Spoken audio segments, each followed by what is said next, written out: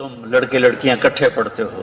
हमारा culture boy friend girl friend नहीं है, हमारा कल्चर निकाह है और हया है और पाक दामनी। हम खुद तराशते हैं मनाजिल के संग मील, हम वो नहीं हैं जिनको ज़माना बना गया।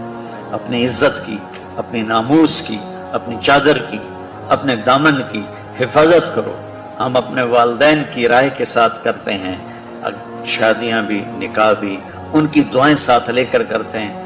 इस कल्चर ने कोर्ट निकाह तक लड़कों को पहुंचा दिया और कोर्ट के निकाह 99.9 क्या 110% नाकाम होते हैं कि जब गर्लफ्रेंड बीवी बन जाती है फिर वो डायन बन जाती है, फिर वो बीवी नहीं होती है, फिर वो सारी मोहब्बत खत्म हो जाती हैं, फिर आए अगे तो मगर मगर होती। तो वो मोहब्बत जो शादी के बाद पैदा होती है वो असल मोहब्बत होती है, वो असल प्यार होता है। लिहाजा बच्चों, मैं आपको नसीहत करता हूँ, अपनी तहजीब को, हमारी मशरकी तहजीब नहीं, हमारी इस्लामी तहजीब, हमारी मशरकी अक़दार नहीं, हमारी ईमानी अक़दार, हमारी वैल्यूज़ हैं। वो वैल्यूज़ हमें मशरिक़ ने नहीं दी, हमें हमारे नबी ने दी।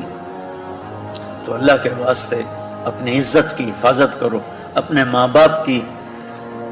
हाँ, अल्लाह ने आपको इख्तियार दिया है पसंद ना पसंद का, इस हद तक कोई मना नहीं है, लेकिन आखिर तक माँ बाप को ठुकरा के चले जाना, उस माँ को ठुकरा देना जिसकी छातियां लटक गई तुम्हें दूध पिलाते पिलाते, उस माँ को ठुकरा देना, ये जुल्म कभी ना करना, वरना कभी हरे नहीं हो, कभी सब्जा नहीं आएगा, कभी हरियाली नहीं आएगी, कभी खुशी नहीं देखोगे।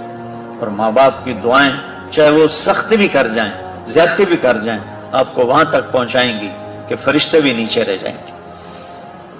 और बच्चे हो, एक दूसरे से लड़ाई भी होगी, एक दूसरे से तुम्हारा बोलचाल भी बंद होगा, तो मेरी आखिरी गुजारिश ये है कि यहाँ उठने के बाद सुलह कर लें। ये बच्चियों से भी कहता हूँ, कईयों की आपस में खटपट हो जाती है, आप एक जगह पढ़ते रहते हैं, खटपट हो जाती है, बोलचाल बंद हो जाती है, ये मेरे अल्लाह को पसंद नहीं, मेरे नबी को पसंद नहीं। बच्चों, एक दूसरे को खुश होकर मिलो, चंद दिन की जिंदगी है, मर जाना है, चले जाना है, असल ठिकाना तो अल्लाह आगे लाने वाला है जिसका नाम जन्नत है।